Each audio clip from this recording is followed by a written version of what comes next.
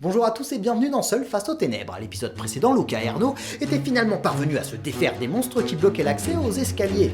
C'est à présent tout un nouveau pan du manoir qu'il va leur falloir explorer.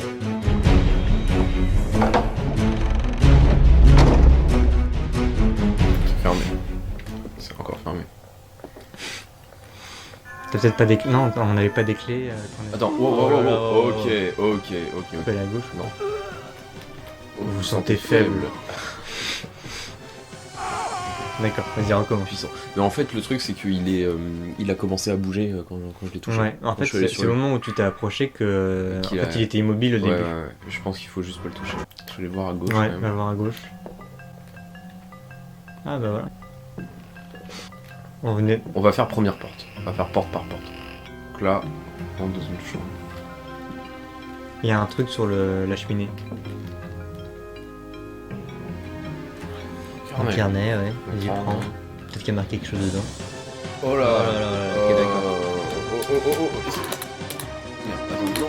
Pris de surprise, Luca n'aura pas eu le temps de préparer son affrontement. Celui-ci se soldera donc par un lamentable échec. Alors, On n'avait jamais pris cette... tu veux pas qu'on fasse d'abord cet étage? Tu veux d'abord qu'on s'assure bien que... Franchement, vaut mieux faire étage par étage, quoi. Il y avait qu'un foutu carnet là dans cette chambre. Est-ce qu'on y va? On va voir d'abord ce qu'il y a dans l'autre pièce. C'est quoi ça? C'est un monstre? Ouais. Je me casse? Je l'affronte. Affronte, allez, vas-y, tente le coup. Allez.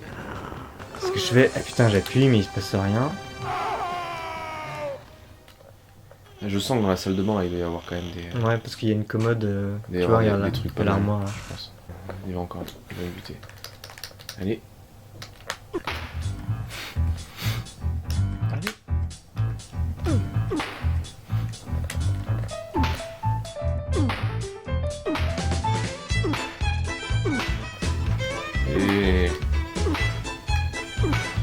Allez. Ah, il tremblote. Il tremblote. Ok, je sais pas pourquoi, j'ai l'impression qu'il y a un assez but. Je pense. Ouais, putain. Ah regarde, tu mets des claques depuis tout à l'heure quoi. Ouais. Non mais... Arrête de te faire servir, hein. Le mec il est pas crevé, il se mange des claques, il rebondit depuis tout à l'heure donc... C'était quoi? C'était ouvrir, chercher, ouais, vas-y. Chercher. Attends qu'il récupère un peu. Ok. Ok, ça s'écoute. Et il y a un bro à côté. Oh, non. Oh d'accord, non mais sors. Non, ouais, je C'est sors. demi. Quoi? Putain, il avait déjà bien entamé tout à l'heure, je pense. Ouais. Je peux la refaire? Vas-y. En fait, toi, tu t'arrives juste, tu lui mets des claques. Je mets comme des ça, claques et après tu je prends la trousse de... Ouais, juste pour avoir le temps de prendre la Voilà. trousse Ouais. et tu sors juste après. C'est ce qu'on pourrait appeler un véritable cambriolage. Voici la technique de nos participants. Entrer, assommer la victime et récupérer le butin. Et... Putain, j'ai encore un peu de mal. Voilà. Bon, ok, on va au moins... Ouais, cours. Voilà, c'est bon. Allez, déjà enregistre. Attends. Ouais, bien joué. Ça, j'avoue Comme que c'est ça, pas un moi, réflexe que j'ai, tu vois. Tu vois, je pense que tu vois, si dès qu'on arrive à choper quelque chose après un danger, il faut enregistrer automatiquement quoi. Ouais, mais faut y penser, quoi. Tu vois, on va pas se limiter en enregistrement, c'est con quoi. Luca et Arnaud, tout le long de cette aventure, vont en effet jouer sur le système très basique de sauvegarde. C'est d'ailleurs sûrement l'un des défauts du jeu. Avoir la possibilité d'enregistrer à n'importe quel moment, c'est minimiser les risques. Si je meurs au cours de cet affrontement, peu m'importe, je pourrai immédiatement retenter le coup. Resident Evil proposera un système plus contraignant, imposant de détenir un ruban encreur et de se trouver à proximité d'une machine à écrire pour pouvoir sauvegarder, accentuant considérablement l'angoisse que peut éprouver le joueur au cours du jeu. Ouais, d'accord, ok, il va surgir par la fenêtre Ouais, une fois en que fait, t'auras je pris crois, le calepin. Voilà, ouais, je pense. Ou alors tu prends le calepin et tu cours et tu sors de la pièce, tu vois.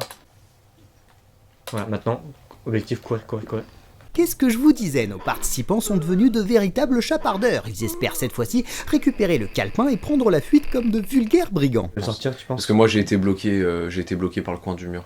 En fait, ouais, il faut déjà que je prépare ma sortie. Ah putain, Voilà. ok, j'ai pas eu le temps de... Vas-y. Entrer et là, hop, tu te barres. Ok, non, je vais pas... Tu vois, il va me tomber dessus directement. Donc autant... Autant combattre, je pense. Allez, putain, ah c'est horrible. Autant combattre, oui, c'est sûrement la stratégie la plus intelligente, mais pour ça, il faudrait faire preuve de réflexe et être un minimum adroit. Et depuis le début de cette aventure, ce ne sont certainement pas les qualités dont ont pu faire preuve Luca et Arnaud. Le truc, c'est qu'en fait, une fois que t'as le calepin, Il te charge... Attends, j'essaie d'arriver en arrière, comme ça je prépare directement la sortie. Tu vois ce que je veux dire? Pas con.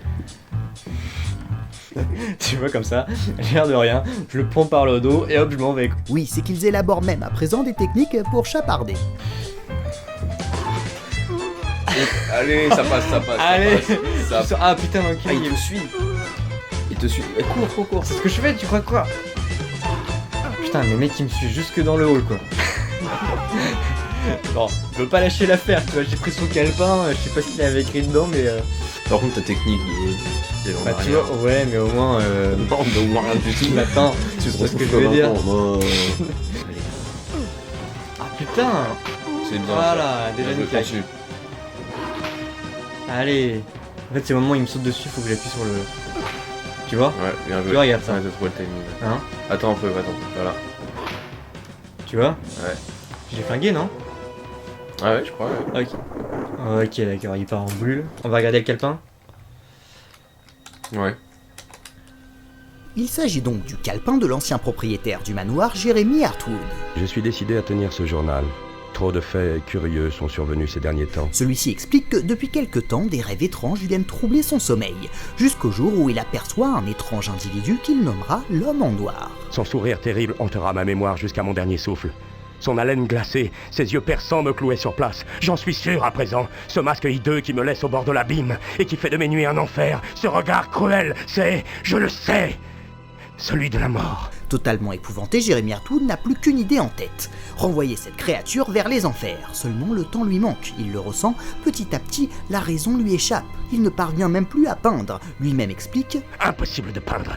Mes toiles sont celles d'un fou.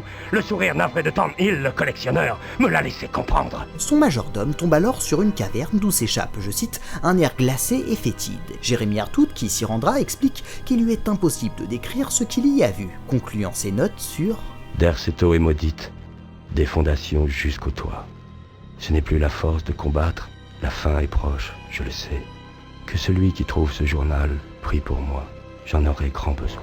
Ces notes ont de quoi nous laisser frémir, surtout pour notre détective Edward qui, malgré lui, se retrouve embringué dans cette histoire. Mais pas uniquement, Luca et Arnaud vont bien devoir poursuivre les recherches débutées par Jeremy Hartwood pour espérer lever la malédiction et peut-être parvenir à s'échapper de Derceto.